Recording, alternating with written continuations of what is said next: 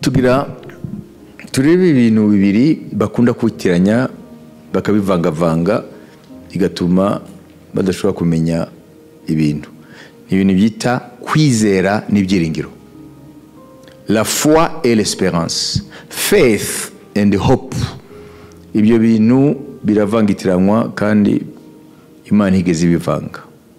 Uyu munsi rero turibanda kwizera n'ibyiringiro. Kwizera n'ibyiringiro. Kwizera n'ibyiringiro. Hanyuma ejo mu gusoza tuzareba l'appel général, umuhamagaro rusangi, l'appel général, umuhamagaro rusangi, general calling, hanyuma na l'appel spécifique, umuhamagaro umwihariko, specific calling, general calling and specific calling. Ibyo ni iby'ejo. Amen. Uyu munsi rero turareba kwizera n'ibyiringiro biravangitiranywa.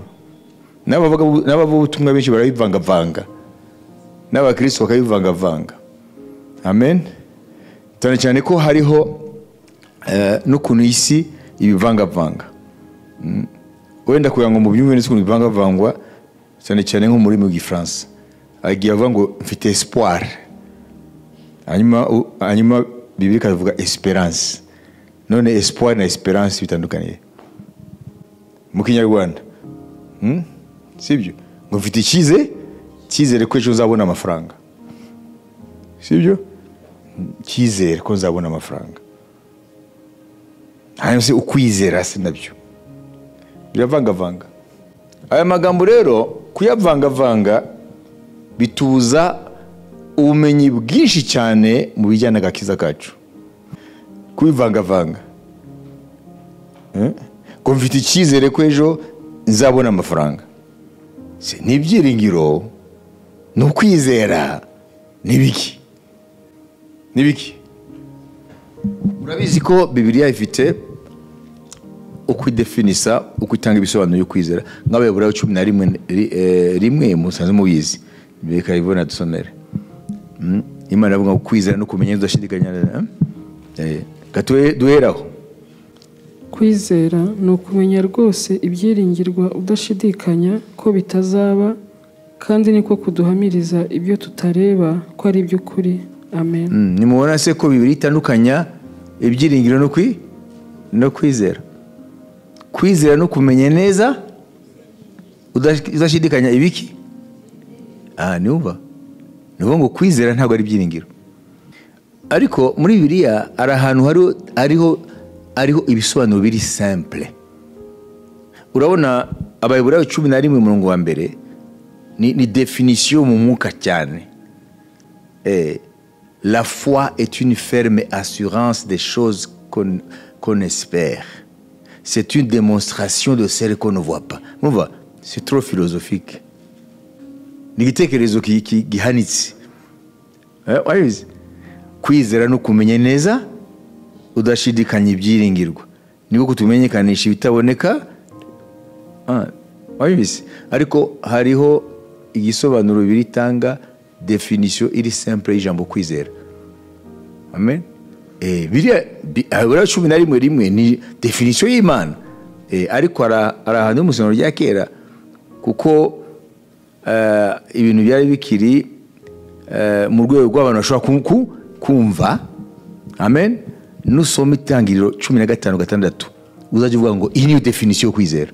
Iri simple, umuntu wese yarayumva, umukecuru arayumva, umusaza arayumva.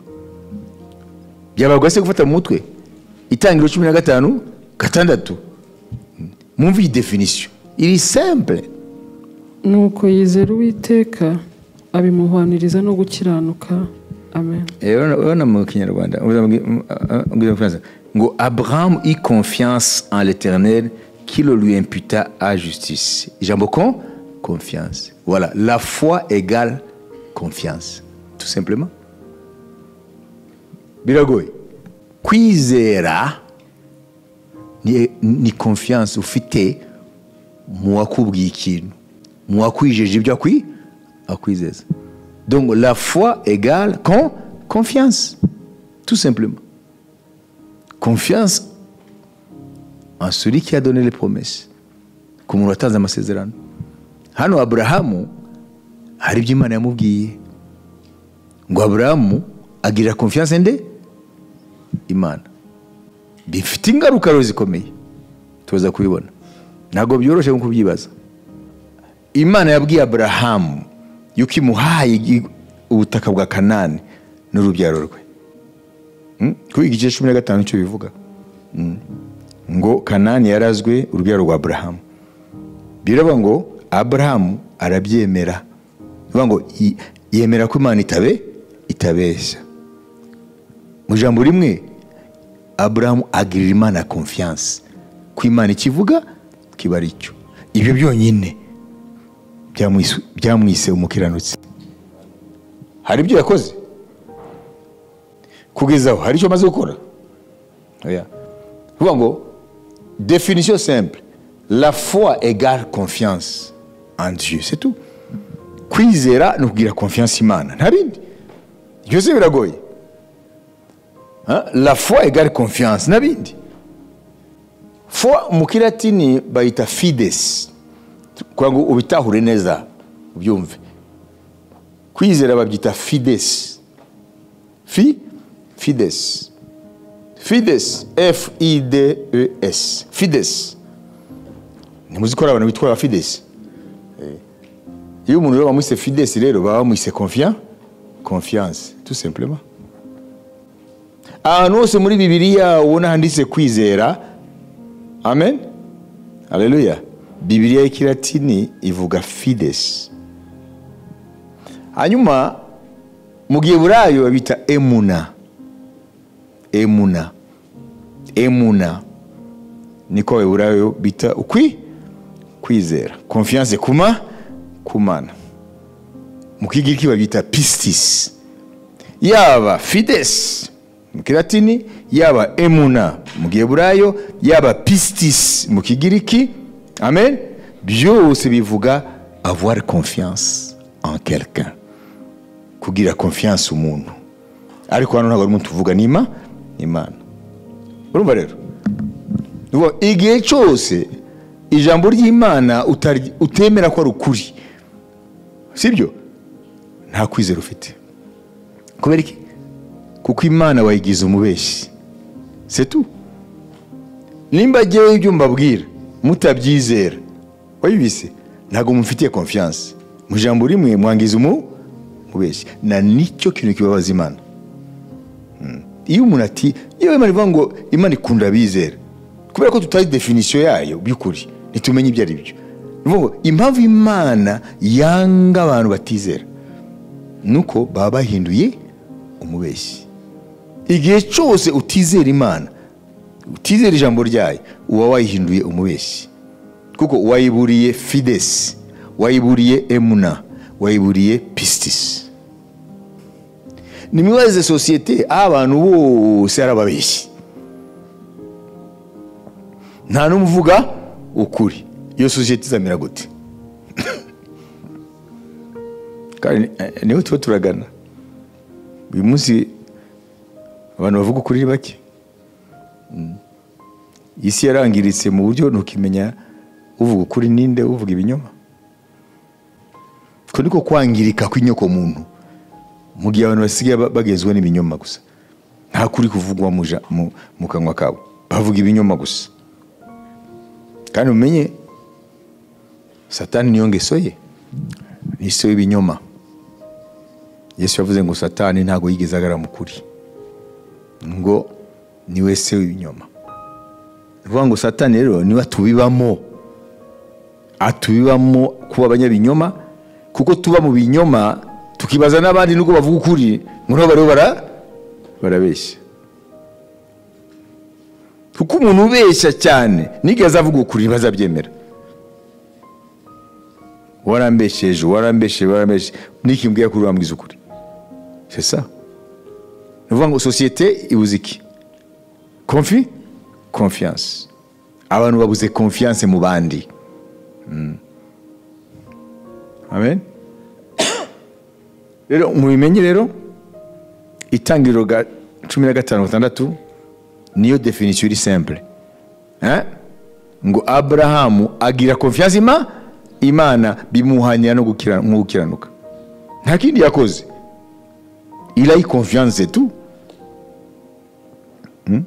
byatumye Imana ivuga ngo je te déclare juste kubera yuko wangiriye confiance amen je te déclare juste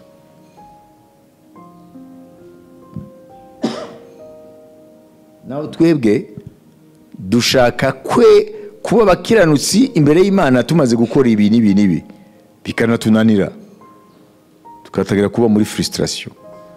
Abrahamu hano ntabwo aragira icyo akora, we gusa yagira Imana ko confiance kubyo yamubwiye. A partir yaho Imana itangira kumwita Abrahamu umukiranutsi. Aho ntabwo aratanga umwana wa Isaka kuko ntabwo aravuga. Aho ntabwo arakebwa mwabibise ekada. Nivuga Abrahamu ntabwo yabwiwe ko ari umukiranutsi ariko yamaze kunesha igeragezo cyo gutamba Isaka cyangwa cyo gukebwa nk'ikimenyetso. Turaza kwibona ibi byose uyu munsi. Yemewe nk'umukiranutsi ntacyo arakora. Sur base de quoi? Kuri we rufatiro.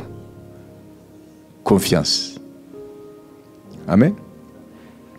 Iyo umuntu agufitiye confiance, iyo umuntu mufitiye confiance, nicyo gikuru. Ibindi naho nyine bishamiki. Iyi confiance rero nibuze haba muri societe isanzwe haba no mu nzu y'Imana. Nidufitiye confiance abandi ntago tuyifitiye n'Imana. Cyo kibazo. Nicyo kibazo. Abraham eut confiance en l'Éternel et cela lui fit imputer à justice. Dieu déclara Abraham juste sur base de sa confiance en Dieu, c'est tout. Imana yavuga ngo uri umukiranutsi gusa kuko wangiriye confiance. Imana ishimwe. Ese wowe ufite confiance ku Mana? Ese Imana uyifitiye confiance ku byo yavuze? Rero kwizera no kugira confiance Imana nicyo bisobanura muri zya ndimi z'ingenzi twavuze. Abaheburayo emuna, confiance. Abalatini fides, confiance. Abagereki pistis, confiance. C'est tout. C'est tout. Confiance. Confiance. Ni muri we Paulo muri bwa bwato bwamujyanaga i Roma. Marayika araje nijoro arambwira ngo Paulo witinya, nguhaye wowe ubugingo bwawe n'aba bose bari mu bwato, n'agasatsi kanyu nacyo kazaba. Ariko igihe marayika yabivuze baraho bararwana n'imiyaga yenda kubica. Marayika aragenda, dore amagambo Paulo ahagaze avuga ngo bene data munyumve, mumaze iminsi mutarya kubera kwiheba, nimurebe ukuntu murya kuko ntacyo muzaba. ngo marayika w'Imana nkorera nduwayo yambwiye ngo confiance. Imana ishimwe. Icyo nicyo kibuze. Turabeshanya noneho bikatugora no kubana n'Imana. Muri bukaje buri twavuze ko bitugora kwakira Imana nka data kubera ko mu buzima busanzwe bamwe nta data bigeze bagira, bataye inshingano cyangwa n'abanyamategeko gusa, sibyo? Nta mwana akwiye kubegera. Umwana ntaza muri salo mugiganira n'abashitsi be. Iyo image yose y'aba papa bo mwisi tuje mu Mana rero niyo dushira ku Mana.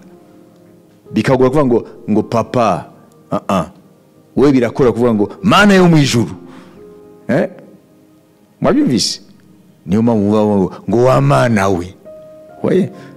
Ngo image ya papa umwisi yaragira hindana image y'Imana, bikatugora gufata Imana nka papa, kandi Yesu nicyo yaje guhishura, ahubwo bikatwohera gufata Imana rurema, Imana provider, ipuruva yakubyo nkeneye, ariko relation y'Imana nka papa biragora kubera background, kubera ubuzima bwacu. Nibi rero impamvu tubura kwizera nuko bwacu mu buzima bwacu baratubeshye, natwe turabeshye, noneho bikatugora kwemera Imana ko ijambo ryari ukuri. Ouais, c'est ça le problème. Toujours nous projetons ibyo tubamo mu bantu tukabishyira no ku Mana. Ubirebye rero pistis, emuna, fides ntayo dufite benshi, kuko turabeshya tukabeshwa, bikaba umuco, bikinjira mu maraso no mu misokoro, hanyuma bikatugora kubana n'Imana. Imana yavuga ibi n'ibi mu ryayo, ukarwana nabyo kugira ngo byemere. C'est ça le problème.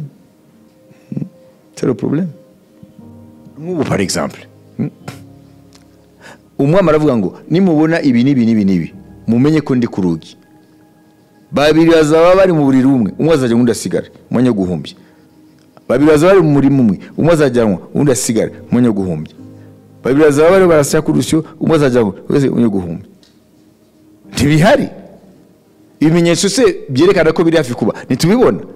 Ariko ni bande babayeho mu buryo kwitegura icyo? Ni bande? Ni bande baha priorité icyo kintu gishobora kuba anytime? Biratugora kubyemera. Voilà le problème. Ni dufite fides, dufite pistis, dufite emuna, dufite dini gusa. Nuvuga ngo iki? Nuvuga ngo mindset yacu, uko ubwonko bwacu bufunctiona bwaranduye, biratugora kwintegra ko ikintu ari ukuri, ahubwo biratworora kwizera ko ari ibinyoma, ahubwo ngo wizere ko ari ukuri. C'est ça le problème. Tuvuka dufite propension, dufite penchant, dufite korohererwa no kwizera ko ikintu ari kinyoma aho kwizera ko ari ukuri. Ntabwo turwana no kurepusa ikinyoma, ahubwo biratworohera kucyakira kurusha kwakira ukuri. Ibi rero byaraje uburwayi buratuvangira mu mibanire yacu n'Imana. Comprenez? Niyo mpamvu Yesu yavuze ngo nimutaba nk'abana bato nimuzinjira mu ijuru. Kubera iki? Kuko umwana muto yizera byose. Nta mwana muto ashidikanya ntibibaho. Ariko twebwe uko tugenda dukura niko tugenda duhumeka ingeso za sekibi, munyabinyoma na se w'ibinyoma. C'est très difficile de croire en la vérité comme mensonge. Biroroshe kwakira ibinyoma kurusha ukuri. Niyo mpamvu isi yobewe n'ikinyoma. Reka mbabaze ikibazo. Iyo bavuze ngo muri quartier runaka kanaka yapfuye, no kugira ngo muri quartier runaka kanaka yazutse, niyo abantu bemera. Ntago muzi Yesu amaze kuzura Lazaro barahuruye n'abafarisayo bose, kuko bavuga ngo unbelievable, ntabwo ari byo.